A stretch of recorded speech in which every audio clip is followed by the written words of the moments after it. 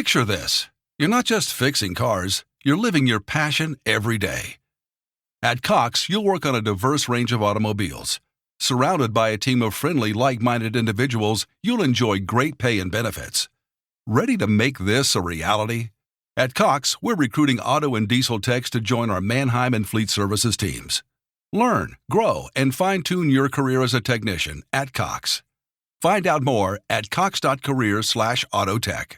This podcast is for informational purposes only and should not be considered legal, medical, or mental health advice. The views and opinions expressed do not necessarily reflect the official policy or position of the podcast and are not intended to malign any religion, group, club, organization, business, individual, anyone, or anything.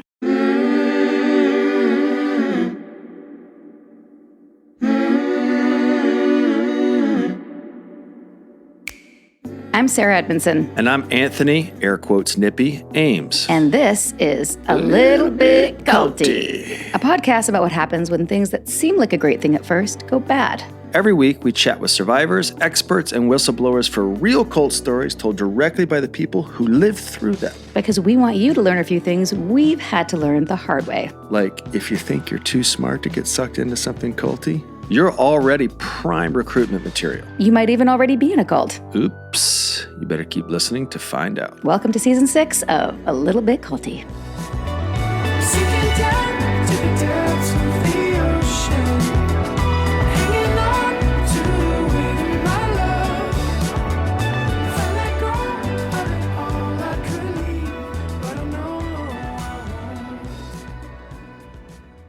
Okay, everybody.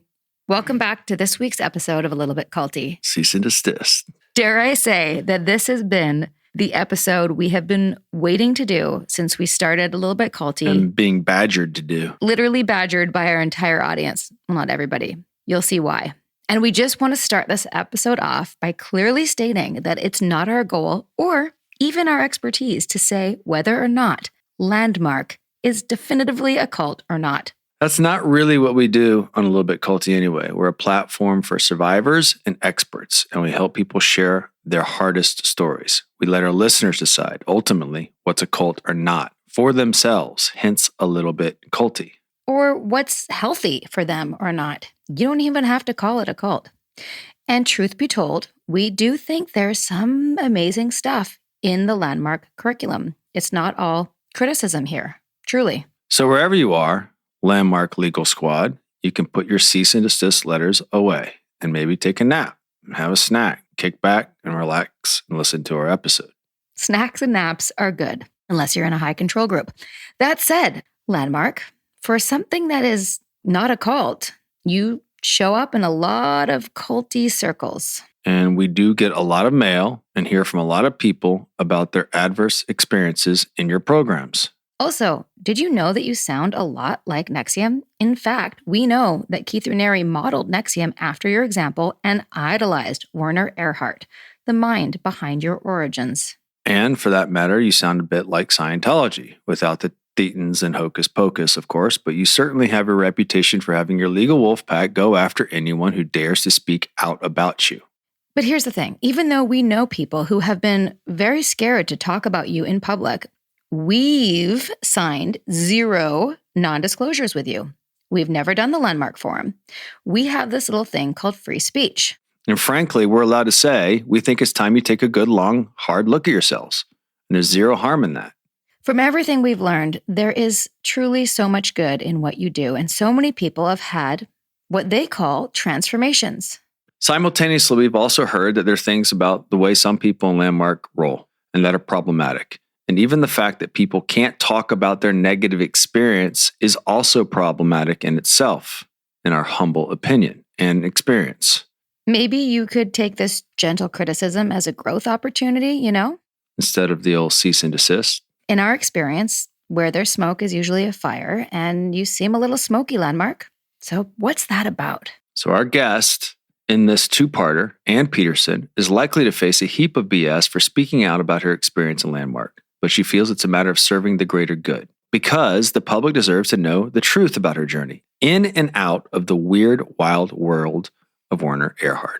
Because there's no Landmark without Werner Erhard. Landmark Corporate will tell you there's absolutely no affiliation between them, at least on paper. But anyone in the self-help world will tell you that EST, or Erhard Seminars Training, is Werner Erhard's brainchild, and that it later morphed into Landmark. So that makes him the ideological father of Landmark, or maybe the granddaddy, or maybe the vanguard. No matter what the legal relationship is between him and Landmark, there's no denying that Werner was one of the first megastars of the modern personal transformation marketplace as we know it. As one of the so-called fathers of self-help, he made his mark with an in-your-face style that some people have likened to Alcoholics Anonymous meetings from hell. And his shtick took off in corporate America, Hollywood, Silicon Valley, and earned him high-profile devotees like Diana Ross, Yoko Ono, and John Denver. But after a damning and later retracted prime-time 60 Minutes expose in the early 90s, Erhard allegedly sold his stake in the company and fled the country under the cloud of scandal and abuse allegations. The company rebranded as Landmark and publicly distanced himself from Werner. But his legacy lives on. By the time that Ann Peterson was introduced to Landmark in the mid-90s, Werner Erhard was just a scandalous footnote. She shared with us that she always knew that there was an air of controversy around him, but was told it was all fueled by haters or a Scientologist. So, like so many people do, she ignored the whisperings and dove into Landmark full on. And at first, Anne loved everything about Landmark. The focus on accountability, on taking control of your life, and personal responsibility, the sense of camaraderie, the opportunity to change the world. Sound familiar, anyone? She rose up the ranks quickly, met her husband in the group, and it soon became her chosen family and her career. Eventually, she was tapped for a special project for, quote, the source, aka the founder himself, introducing Landmark Tech to the world of academia, a gig that found her staying at ritzy hotels and hanging out at prestigious universities as part of Werner's advanced team. It was all a heady experience for a former teen mom who missed out on the quintessential college experience. Anne was looking for community and direction without the dogma of organized religion, and that's exactly what Landmark/Werner's World provided, or so it seemed, for a while. But eventually, as a host and de facto handler for Erhard and his inner circle, Anne saw up close that the mind behind the entire Landmark worldview was a volatile one. Quick question. Is it ever a good sign when your staff, a standard operating procedure, remove glassware from your hotel rooms in case you have one of your trademark tantrums? This is just one of the many quirks Anne had to navigate while hosting the father of breakthrough human performance in his roadshow, according to her memoir. When Anne learned from a group of staffers that they'd gone to the police with alleged evidence of bodily harm at the hands of Werner, her Landmark loyalty started to crumble. And when she learned that the organization's top executives refused to make the abuses stop, and even denied any affiliation with Werner, she saw her world with new eyes. It was rife with exploitation. These days, Anne's fresh from authoring a memoir full of bombshells about her experience with Landmark and her insider account of the Werner Erhard she knew. And she wants you to know that she's not a victim here, just someone with blind spots that she needed to uncover, and a story that needs to be heard. Also, she's speaking up for all the people who can't yet bring themselves to do so yet. We're chatting with her about her journey, about the perils of LGATs, that's large group awareness trainings like Landmark, in case you were wondering. And we're talking about what she most wants you to know about how Landmark isn't living up to its promise. Here's part 1 of our chat with Ann Peterson.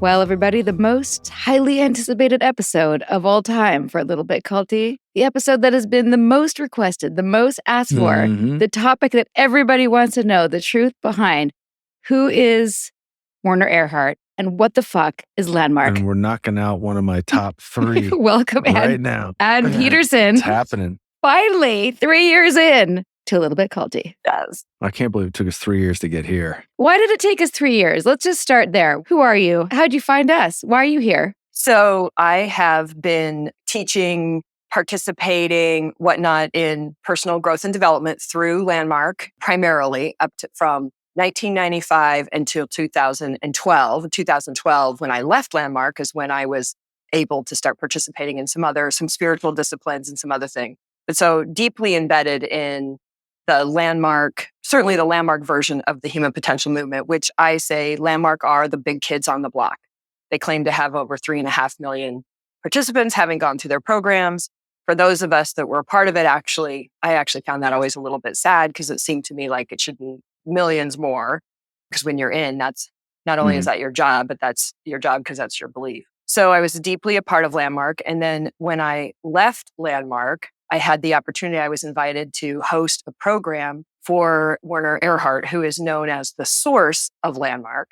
That's how he's often referred to inside of the community. It is his ideas and his work that all of their programs are based on. They are the only organization, I believe, that is still licensed, if you will, to develop human potential, personal growth and development. That's what they call it. They want personal and professional growth and development programs. But it's all in the human potential realm. So they are the lineage. They are his lineage. You've been in since 1995 to 2012. So you're the reason we're able to do this podcast, because everyone else we found till now were too peripheral to really pack the punch that we needed to... We have the Nancy Salzman of... I wouldn't say you're the Nancy Salzman because I don't think you're quite a perpetrator, but nor in you... In terms of access, yeah. Listen, watching The Vow, trust me, I spent a lot of time on my couch going, oh, shit, am I Nancy Salzman? You're definitely not. You weren't perpetrating, yeah.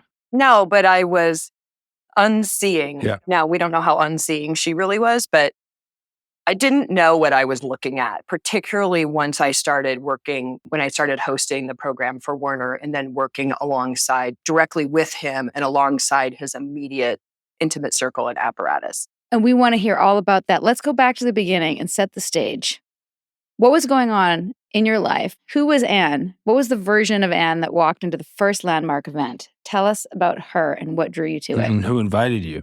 Yeah, I was 23 or something, 25. But I had been living on my own since I was 16. I had my son when I was 15 and then had to move out. Literally, I used to have this dramatic story about I moved out on my 16th birthday because my mom told me you have to be out by October 1st and my birthday happens to be October 2nd. Wow. So I moved out. Me and my son literally got a job at McDonald's, still to this day, one of my favorite jobs, by the way. Shout out to McDonald's. It was a great place to work. It was really fun. It became like my pseudo high school college atmosphere. I got in with a gang of friends. They loved my son. And then fast forward at 20, I meet a man who became my first husband. As that relationship going on, I have my daughter. He announced this to me one day, I'm going to leave you. My daughter's 2 years old. And I really thought when I met him, like I had defied all the predictions of that teen mom. I wasn't on welfare anymore. I didn't have 5 more children. I didn't think I was in an abusive relationship, but that's a whole other, it turns out that a relationship does become somewhat abusive. But he announces he's going to leave me and I'm freaking out because my I made it story is going to get torn apart. So I call my very best friend in the whole world who had been nagging me to do this program, Landmark Forum, for months, forever. And she'd even dragged me to an event where they quote unquote pressured me. I don't know if they really pressured me or not, but that's what it felt like.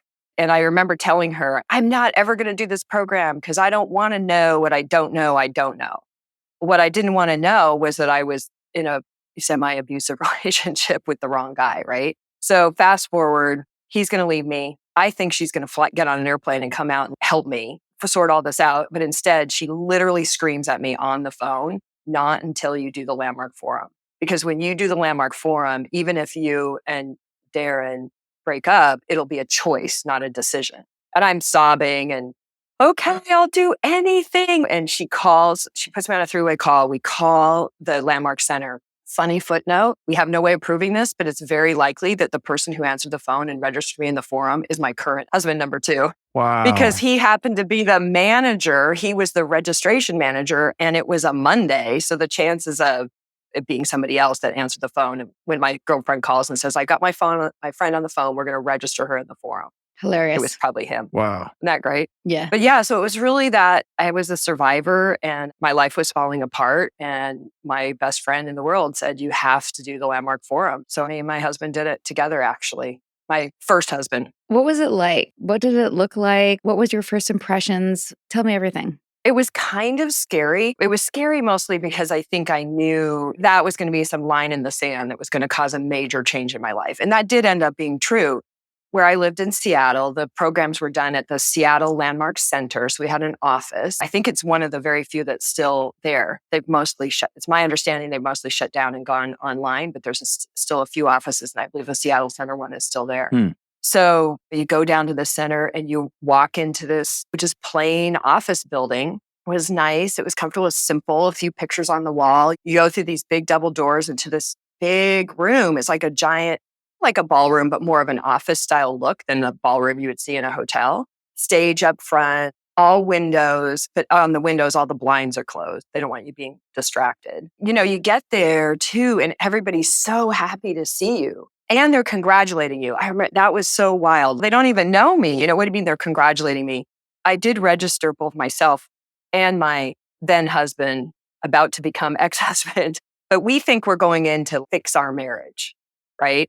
And we're there together, and he's being super weird. He ended up having probably what today, with the knowledge I have today, probably some kind of a break, like a bit of a psychological break during the forum. But we had been instructed, even though we were doing it together, to not really be together, because the instruction was that we should each have our own landmark forum. Yep. And then we could come together and work on our stuff. Funny, we used to do that in Next Team too. You always got separated as soon as you entered the doors. Which I think might be a smart thing to do. Smart. So you have this intention. What were you confronted with? Like, what were some of the initial ahas that you had about yourself? Interestingly, it's not that I don't remember my forum, but most of I've done the landmark forum twice. And the first time I did it, which was that initial occasion, the whole thing occurs like this, almost like white noise. Like when I look back at it, and I do remember somebody getting up and sharing about having been raped. There was this really dramatic thing, and she has this big breakthrough. I was sitting there trying to not pay attention to my ex-husband, who's being a weirdo in the corner. And for me, a lot of it occurred like, okay, that makes sense. Okay, that makes sense. I'm pretty skeptical. I'm pretty standoffish. Honestly, I was the kind of person then who never, ever spoke in public. I couldn't look people in the eye when I talked to them. And I was also very smart, and I knew it. And I was the kind of sat in the middle and went, yeah, I know that. I've heard that before. Yeah, that's right. I could agree with that. Mm-hmm. So that was how my forum went. And then my ex-husband has a whole freak out. My best friend flies out from Kansas City to be there for my Sunday night, which is where the graduates that invite you can come and be. She takes me to the table and she said, I know I said the Landmark Forum was what it was about. And you need that. You have to do in Landmark, you have to do the forum to do anything else. It's the main program. She goes, but my best friend walks me to the table and she says, but it's really the advanced course. The advanced course is like the thing. And she had been volunteering a lot, was very invested in the advanced course. It was the advanced course, honestly, that I had the biggest breakthrough. It was the advanced course that I really saw. They have this process where you write the story of your life, and then you sit there with another person and you tell it to them over and over and over and over. And at some point they start playing the farmer in the dell. I don't know if they still do this, but this is, back in 1996. And you start hearing this nursery rhyme music. And literally what happened for me, and I now understand the design of it and what happens for most people in that moment, you all of a sudden realize you're not that story, that you are not that story. You have a story, those things maybe happened to you, but you're not that story. That was the most pivotal moment for me in my initial, that. From there on, I was I liked the forum. It was great. My brother-in-law was going to do the next one. I went and volunteered. That was a weird experience. But that advanced course, which I did 2 months after the forum, that was the first place where I would say changed my life, because I wasn't locked into that story. Yeah, we had a similar deciphering delusion. Deciphering delusion, ours. yeah. Is that where the term "it's just your story"? Because I know there's a lot of landmark vernacular, story, racket. Tell us about some of those terms that you learn. The story thing comes from a distinction they call the vicious circle. It's actually their plain Jane languaging of it's on their website, on their syllabus. But basically the vicious circle, and I've now listened to a little bit culty enough to hear that there's versions of this in lots of different groups, but there's what's happening and there's what you're making it mean, and they get collapsed, and then you're interacting from what you made it mean, not from what actually happened. So then what happens once you get that concept, you discover it for yourself. That's a big Warner term. Experience Right. it. You don't just know it like an epistemological knowing, but you actually experience it. Then you'll hear regularly like, oh, Sarah, that's just your story. That's just this. So that becomes the shorthand, right? But let's break that down for a minute because it is in a lot of different programs. What's good about that and what's bad about it, that concept? Like where is that useful and where is it used to abuse? I think it's useful in that I've studied enough psychology and stuff now to know that is how the human brain works, right? There's happening. And then there's We make meaning. we make meaning out of things. And that meaning can be really important.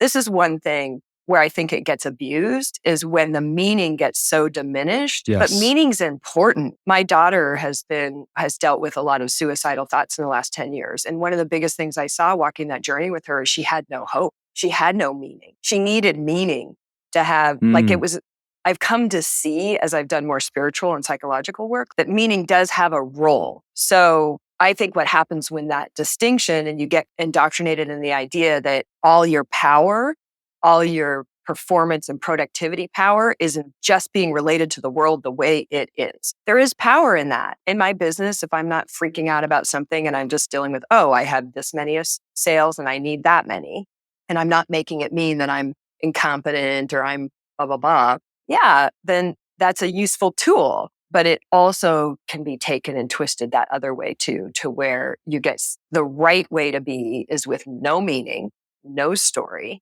no interpretation, which functionally isn't even possible for the human brain. That's a good point. Yeah. When you start interpreting things, which you're going to because you have a human brain, then you think you're a bad student or you're a failed transformed person because you have more work to do. So you keep doing courses, And also, if you bring up a problem or something you're upset about, it's just your story versus there's something that needs to be talked about.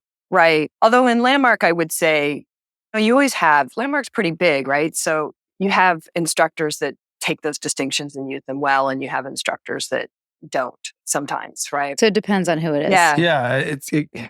You're dependent on the malevolence of the instructor sometimes, right? So would you say, because this is something that I've noticed a lot, is if you have meaning and they minimize your meaning is then replaced by the mission of whatever said. In Landmark, your meaning is replaced by the future that you invent or the possibility that you create. Okay. But does that often involve being a part of Landmark and growing Landmark's vision? Or can you be individual of Landmark and still use the tools and it's not a problem for people in Landmark that you do that? I think by far most people are individual. Actually, so again, some of my numbers are old because it's been a while since I was on Inside. My husband was a center manager. He was like what you guys did with the Vancouver Center, right? So he managed the whole center. People come in and they do the Landmark Forum. I believe the last numbers I heard, which were quite a while, but I doubt they're different.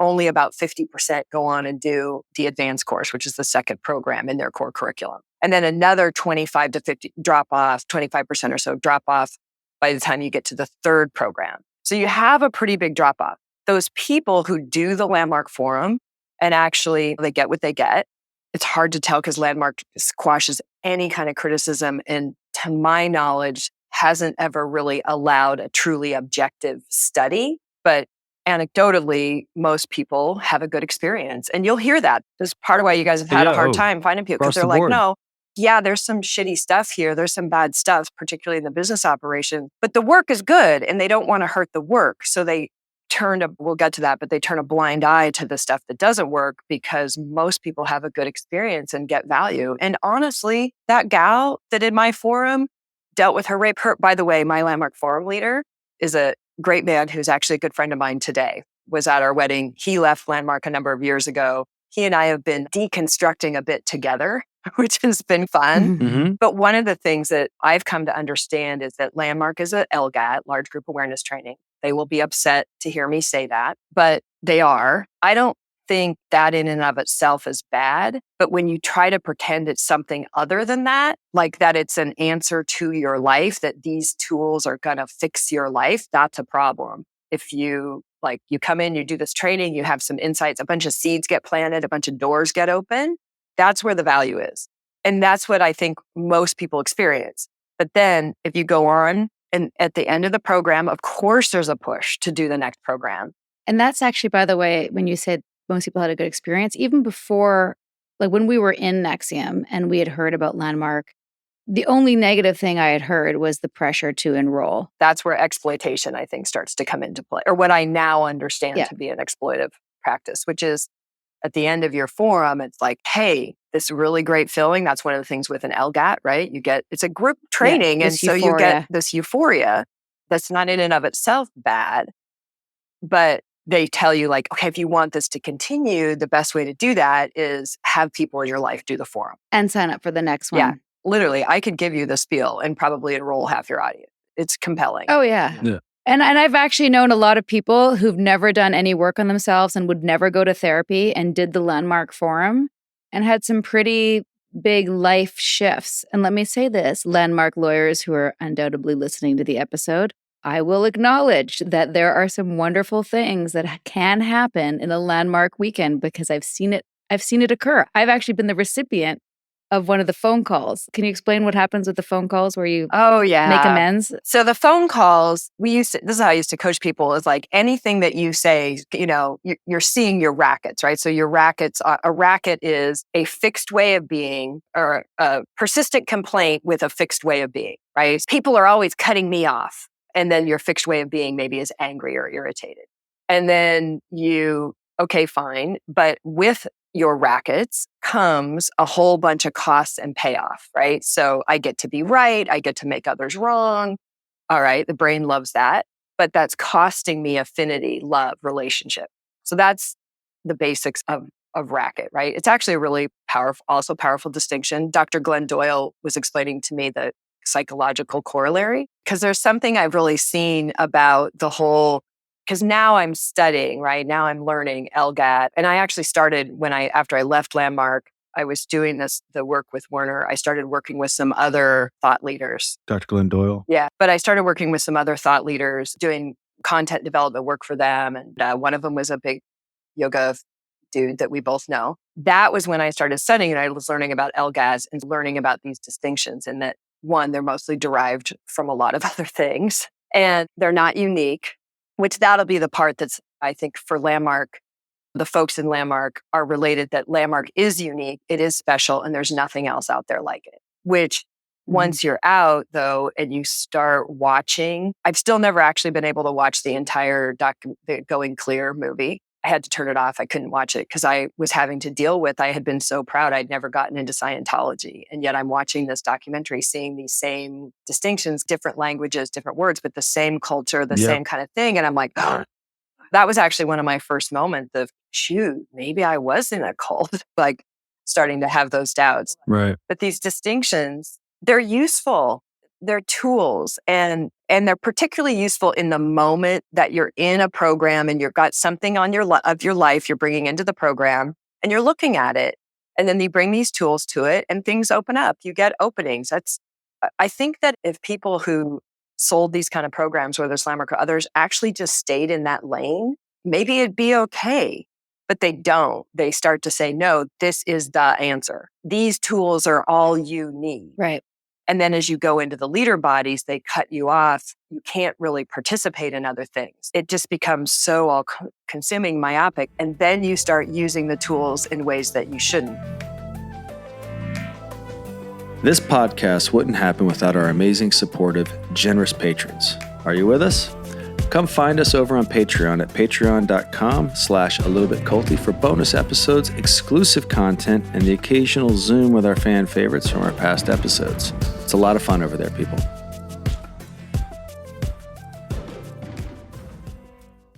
The Frankies were a picture-perfect influencer family, but everything wasn't as it seemed. I just had a 12-year-old boy show up here asking for help. He's emaciated. He's got tape around his legs. Ruby Frankie is his mom's name. Infamous is covering Ruby Frankie, the world of Mormonism, and a secret therapy group that ruined lives. Listen to Infamous wherever you get your podcasts. Meals bring people together, but for many families, providing their next meal can be a challenge. You can help by participating in Macy's annual Feeding the Hungry food drive. All proceeds go toward local food banks and families. Now through January 31st, you can purchase an icon in-store or online, or watch out for the blue Feeding the Hungry shelf tags, where a portion of your purchase will be donated to local pantries. Together, we can combat hunger in our local communities at Macy's. Break time's over, people. Let's get back to this episode of A Little Bit Culty. It's a good one. So for people who are listening, and we have a fan base who write to us about wanting to know more about Landmark. And then there's been a couple people who've been like, Landmark saved my life. Landmark's amazing. How dare you call it a cult? Let's be clear. There are wonderful tools that have been really helpful, that have helped a lot of people, that give people clarity in their lives as to why whatever bad thing is happening and how they can change that and give them new perspective, new opportunities. Correct? Correct. Okay. So then it goes south. Where does it go south? Now that you've done all this research and you're out, what were the red flags that you missed? The first place that it goes south is the on again, off again pressure to bring people in your life. Why do I say that now? I could literally put on the other hat and give you the Landmark rebuttal for why that isn't true. Right. But we'll let them do that. Why I'm going to say that's true is because when I buy something, it doesn't tell me that the only way I'm going to get to enjoy those jeans is if my friend Sarah buys them too. It doesn't hang my value and my breakthroughs and my insight or the continuation of it or the realization of it over time on my bringing other people in. So it's like that tying together my value with my ability, with my getting other people in, I think is exploitive. I've come to see that as exploitive. I didn't before, but I do now. It's coercive control. Because at the time you're like, of course I'd want to share this. Why wouldn't you want to share something amazing with people that you love? And then you can create a community of like-minded people who are all going to hold you accountable and grow together. How incredible is that? And at that level, like now that I'm over the years talked to a lot of people and I'm just sharing the work I'm doing now with people who have pretty much everybody I know has a deep Landmark background, right? But I now have a number of people that are sharing with me about relatives that stopped talking to them years ago because they wouldn't stop talking to them about Landmark. I have relatives that don't talk to us. So in the forum, you're being really driven. Like they did this whole special event one time about the sewer. Like the way to transformation is by getting into the muck, getting into the dirt, getting into where you have been an asshole. So one of the sayings in the originating programs around EST was, what you got out of EST was you're an asshole and your life doesn't work.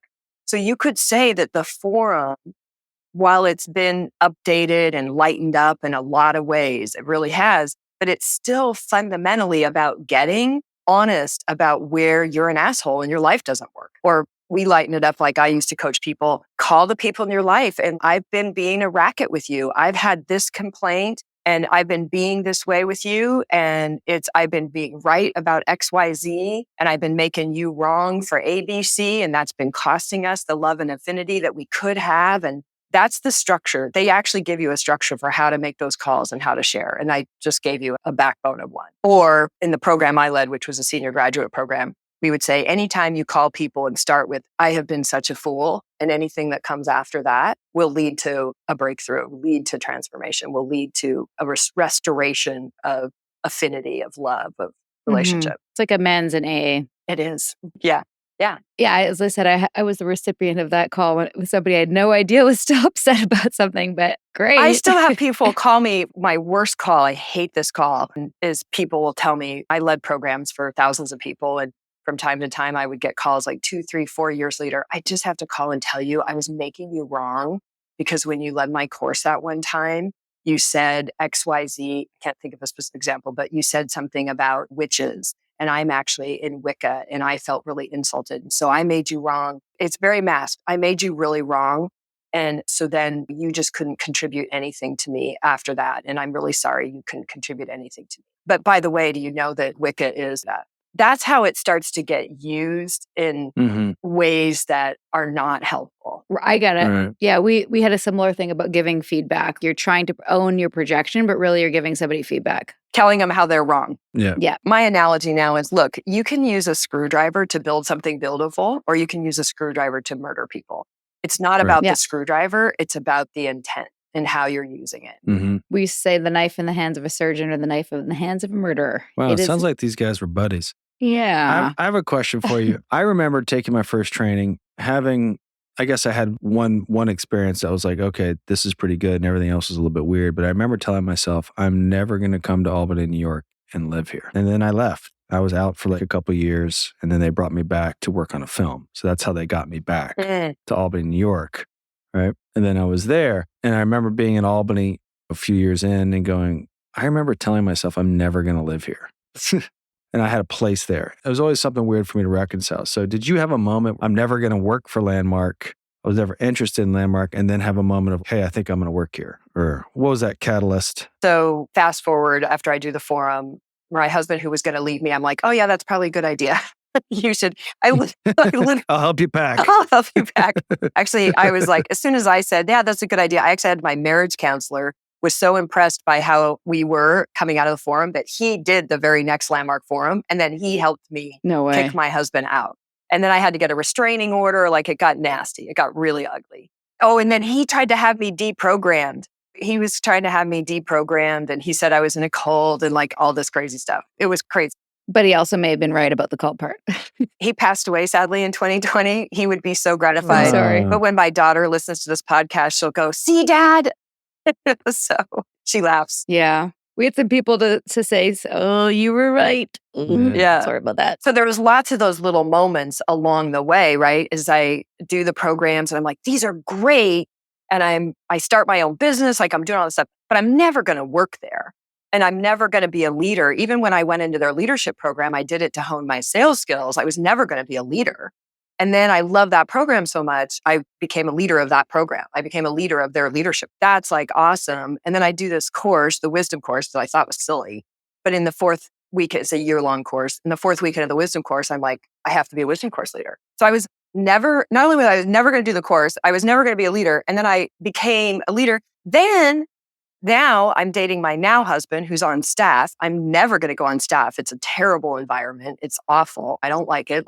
Then when I got offered the opportunity to be a wisdom staff member, I took it. And is there a way to summarize? I realize I want to hear about your trajectory, but it's confusing for people who don't know the difference between Est and Werner and Landmark and the Forum and now Wisdom. There's a lot of names here. I know. Can you break it down a little bit? Do we need a graph? Do we need a chart? I'm actually thinking about putting a drawing in my book. It's confusing, but really, really, really simply, Werner Erhard is a guy, he starts Est, Erhard Seminar Trainings. It becomes super famous. It was like before Tony Robbins. He was on the cover of Time magazine, wasn't he? He was on the cover of Time magazine. He was filling forum, but actual forums like the Felt Forum in Los Angeles, doing self-help or human potential back in the 70s. Became a big megastar through the 70s and 80s.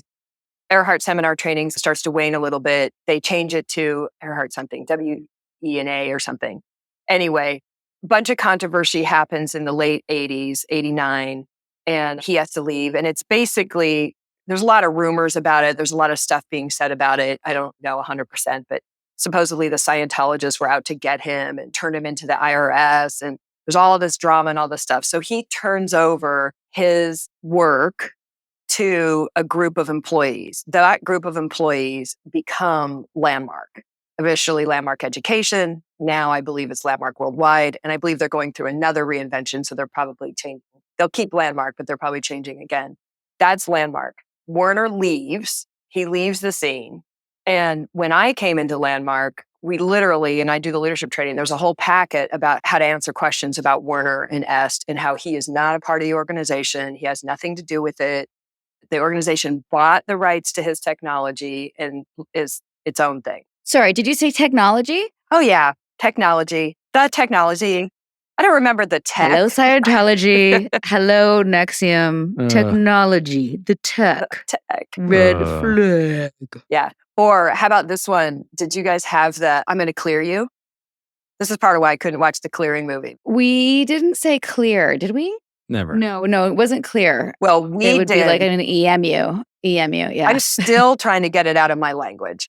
Like even getting ready for this today, I'm like talking to my husband. I said, hey, I need to clear a little bit. So the rumor is that Werner was an auditor in the Scientology system. I don't know whether I don't have any verifiable evidence that's true, but there is a lot of the Scientology kind of evidence. That's why when I was watching that movie, I was getting freaked. Oh, yeah. Mhm. Us too. I took notes of all the comparables and I was like, holy fucking shitballs. Yeah. Yeah. Yeah. Might as well just jump up and down on a couch. And now, a brief message from our Little Bit Culty sponsors. Meals bring people together, but for many families, providing their next meal can be a challenge. You can help by participating in Macy's annual Feeding the Hungry food drive. All proceeds go toward local food banks and families. Now through January 31st, you can purchase an icon in-store or online, or watch out for the blue Feeding the Hungry shelf tags, where a portion of your purchase will be donated to local pantries. Together, we can combat hunger in our local communities at Macy's. You've heard from our sponsors. Now let's get back to a Little Bit Culty, shall we?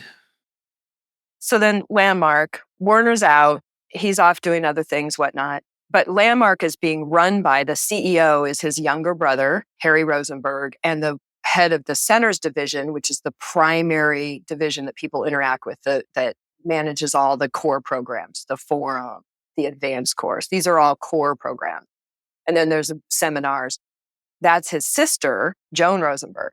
So I come in, I'm mostly related to them. I know who they are. Warner's like this ghost. And I make the analogy in my book, it was like listening to ghost stories when you would hear the Werner stories.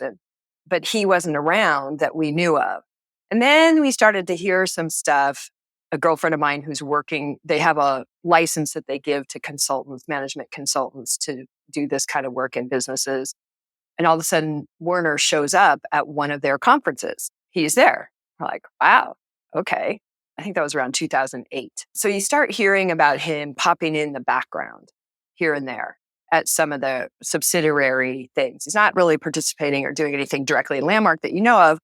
But if you're logical, you can't believe he probably doesn't talk to his brother or sister. He's originally Jack Rosenberg, right? Yeah, John Paul or Jack Rosenberg is his original name.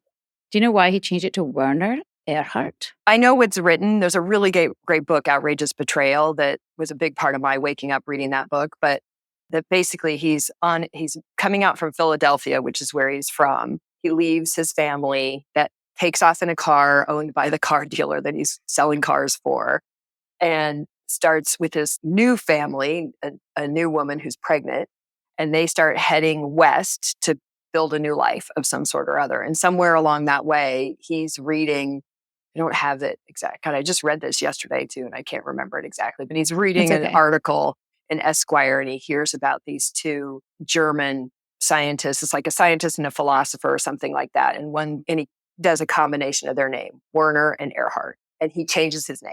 He's, nope, from here on out, I'm going to be Werner Erhard. I'm sure he probably changed it legally somewhere, but that became his name. Fascinating. Okay, so it's hard to believe that he wouldn't talk to his siblings who are running this organization that he is the source of. Well, so why pop back up? It is and it isn't. But later, I'm working with him, and I've been in that inside circle. One of his daughters was actually in the program I was hosting, and she came to me because all requests would come through me whether it was from the participants or my clients, which were the program leaders. Werner was one of them. Everything came through me, and his daughter actually gave me a request asking if I could find out if I could pass this note, asking if she could get some time to see her dad while they were there. And I was really startled by that. I was like, what? You can't just text him or call him or whatever? Like, you're sending a note through me, the program host, to make a request for you, his daughter, to spend some time with him. And we're all here together for 10 days. Wow, it wasn't like wild. It was a 1 or 2 day thing. So I don't know how much he talked to his brother or sister. I do know now, I should say I know because of things people have told me, but that there are different people like the head of R&D that would work with Werner, have 1 or 2 times a year where they could go and work with Werner to develop distinctions. That's what we call them, distinctions, right? Like the pieces of the tech were distinctions. Racket is a distinction. So I think that now, looking back with what I know now, I think that he always had some kind of consulting role. Definitely know he was getting money because as an employee, first my husband and then me, we were part of the employee shareholder plan, and you would see payments They didn't say they were going to Warner, but everybody knew that's what that was. He's gotten some kind of remuneration through Landmark, either for consulting services or now they're saying, I think, that they're leasing, that they have somehow they're paying for the rights to tech. It goes back and forth between they own it to they're licensing it.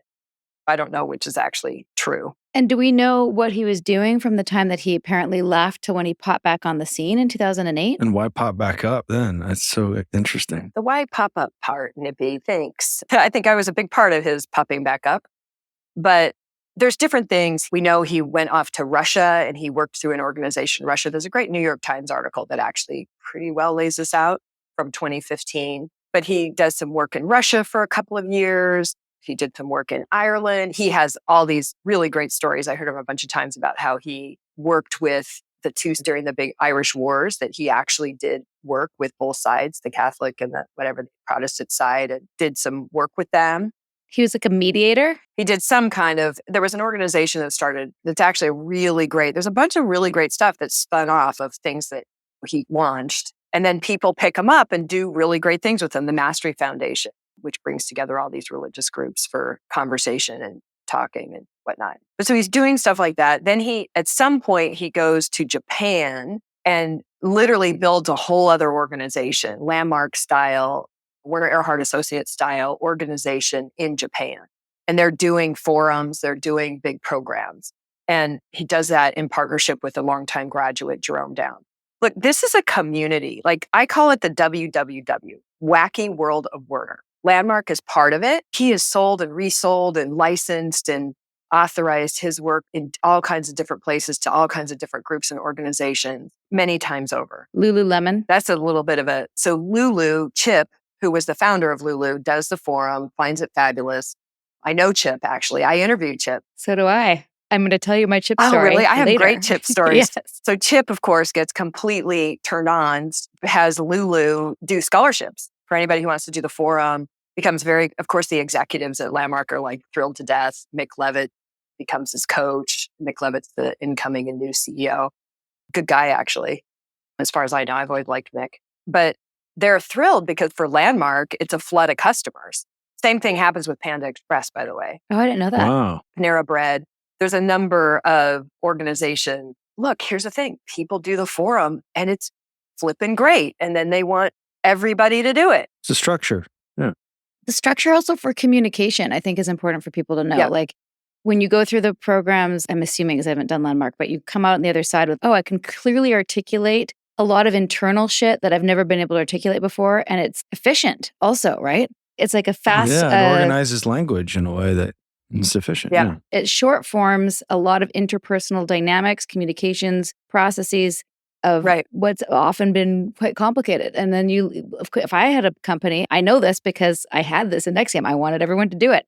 Totally get that. But see, Landmark's it infiltrated out in a lot of things. So then they have business divisions that do this in business and have all these different avenues and pathways. I was in a conversation one time where literally one of the higher ups at that time is talking about their secret world domination plan, right? Which is, it's not that different than when I watch Shiny Happy People and they're talking about getting that education in and getting people into politics. The government. Mm-hmm. In that era, Landmark, they're starting to do, I think Warner's consulting is probably the official thing that he's doing in some way, shape, or form with them. And a guy by the name of Mike Jensen, daughter did the forum, and they hadn't had a relationship. He gets one of those phone calls and they repair their relationship. And Mike is so blown away. He's like, what the heck? And she goes, I did the forum. So he goes off and does the forum. He's a well-known Harvard professor, well-known figure and semi-famous economist. And he goes off, he does the forum, and he's blown away. Here's how he always told the story, which was hilarious. He lived in Connecticut and flew through New Jersey a lot. And he said, everybody knows the New Jersey airport is full of assholes. Like, it's terrible. And after he does the forum, he's flying back home and he's in the New Jersey airport and he notices that everybody seems really nice. Like everybody which that's another forum kind of trope or joke, is like you go away and do the Landmark forum and everybody else gets better because you figured out you were the asshole. It's your projection. Right. Mike is blown away, but he's particularly blown away by how in 3 days in an evening you could shift your sense of yourself, like who you're being and how other people are showing up for you. So he's an academic and he gets fascinated with what is this kind of education. He gets into the methodology and wanting to understand how you could educate people in that way. And he would tell this funny story about Harvard had been training people in ethics, but how many Harvard graduates are in jail because of ethics violation? They weren't sending people out of Harvard being ethical. So he wants to get into that. Contacts Landmark, a bunch of stuff happens. They connect him with Steve Zaffron, who runs the business development division at that time. They start doing some courses, some experimental courses at Harvard through, not in the core curriculum, but they all have these little auxiliary programs. So they start playing with some of that. Werner, Steve's very connected to Werner. Steve's was a part of the EST organization all the way back to the beginning. I now know. I didn't know that at the time, but I now know he's been pretty much at Werner's side for a vast majority of his career. So Werner gets involved. They ask Werner to observe what they're doing. Mike convinces Werner that he needs to leave his work to academia, that if he really wants a legacy and he wants it to grow, he should leave his work with the academy. Anyway, long story short, you can read the longer version in my book, but they decide to do this course, to develop a course that they're going to give away to academia. It's called Being a Leader and the Effective Exercise of Leadership. And I end up hosting that program, public offering of that program, so that they can develop it and basically I'm paying all the bills to bring him, Werner, Mike Jensen, Steve Zaffron, Carrie Granger originally was part of that. And then a group of colleagues together to develop this leadership course that they're going to give to academia that's going to introduce into academia an ontological, phenomenological approach to educating people. Explain those two words, please, for our audience. I do know how to spell them now, which I'm very proud of. Experiential, is that right? That'd be a shorthand way to say it, but that's pretty much it. Ontological is the study of being, phenomenological is the study of phenomenon. But what they're really referring to is exactly what Mike was saying, is how do we actually educate people so they have access to shifting who they're being. Not just knowing intellectually. Not just knowing, right. And all those colleagues, they come together. Mike wants to get that kind of thinking into, like, his dream was to see schools of ontological, phenomenological methodology in academia studying that. It's such a fancy way of saying, next thing we call it experiential and inductive. And once you have an inductive experience of something, then you know it, like skiing or riding a bike. You can't learn about it in a book. Right. But those two words sound real fancy. Aren't they? Yeah. They're so like the same thing. Gotta go to Harvard to understand that. Yeah. Ontological and... From 2012 to 2019, I spent most of my time working with these guys on that project and a lot of time hanging around all these big academics, which was a huge deal for a girl who dropped out of school in the 9th grade. And worked at McDonald's. I was a bank teller and a collection agent. And how did that feel? It was pretty cool. You said something on one of your podcasts one time. I was like walking around and I literally started yelling. I'm like, that's it. I was popular. I was like sitting. It wasn't about just being popular. It was, I always wanted to go to college and I didn't get that chance. I couldn't do that and raise my kids. I had to work. And I was sitting with Mike one time and he told me, he's like, where the hell did you get your education? I said, the streets and books. I said, and hanging out with people like you. He and I became good friends. He's still one of my favorite people. But yeah, it was heady. It was heady. And then these guys loved like top end restaurants and I was hosting them. So I was sitting around dinner tables and $500, $600, $700, $800 dinners and having conversations about ontological stuff. It was cool. This has cool, glamorous inner circle stuff. I know, and I totally feel that like anyone who's been where you've been and understands the glamour and the fun and the specialness of the inner circle. And I know our audience will be dying to know what it was like when you first met Werner and what that was like and what your impressions were and what the trajectory was from meeting him to really seeing the man behind the curtain and how you eventually decided to leave and wake up and speak out and eventually be a whistleblower. So we're going to have to wait to part 2 for our episode on Little Bit Culty. So everybody enjoy, do the research. We'll put some of those articles that Anne mentioned in our show notes if you're dying to know more. And between now and when this episode drops, you want to make some phone calls and apologize to people for being an asshole, you can totally do that. And you don't have to join the forum. So you have some homework to do, people. Thank you, Anne, for your setup for the rest of part 2 on this week's deep dive on A Little Bit Culty. Like what you hear, do you? Give us a rating, a review, and subscribe on iTunes. Every little bit helps us get this cult awareness content out there. Smash that subscribe button. You know you want to. Thank you, dear listeners. That was part 1 of our chat with Anne Peterson, and we'll be back soon with a very, very exciting part 2. Her memoir, Is This a Cult? Confronting the Line Between Transformation and Exploitation, is now out on Amazon, and we'll put that link in our show notes. Since confronting what she's called the big lie of her landmark experience, Anne has also launched a business of her own dedicated to the safe, ethical practices of providing personal development. You can learn more about it at illuminate.life. And don't worry, we'll have all those things in the show notes. Anne was also recently on 2 episodes of the Seek Safely podcast, if you want to hear more about her story. So listeners, what do you think? Anyone out there got a landmark story of their own? We're all ears. Talk to us. Sing us praises, and we'll listen to that too. We're all friends here. Because guess what? We're not in a cult anymore. We can have different opinions. Isn't that amazing? Leave us a voicemail at alittlebitculty.com/voicemail. Until next time, don't sign up for an LGAT and maybe approach Landmark with a nice big grain of salt. Okay? Okay. See you next time. Okay. Sinking down to the depths of the ocean. I'm hanging on to the weight of my love. If I let go of it all, I could leave, but I know I won't. Thanks for listening, everyone. We're heading over to patreon.com/alittlebitculty now to discuss this episode.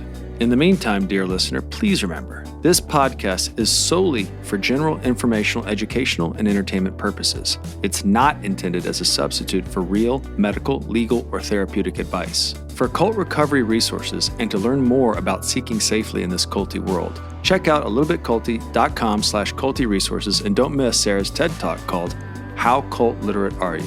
Great stuff. A Little Bit Culty is a Trace 120 production, executive produced by Sarah Edmondson and Anthony Nippy Ames, in collaboration with producer Will Rutherford at Citizens of Sound and our co-creator and show chaplain/bodyguard, Jess Temple Tardy. Our show writer is Holly Zadra, and our theme song, Cultivated, is by John Bryant.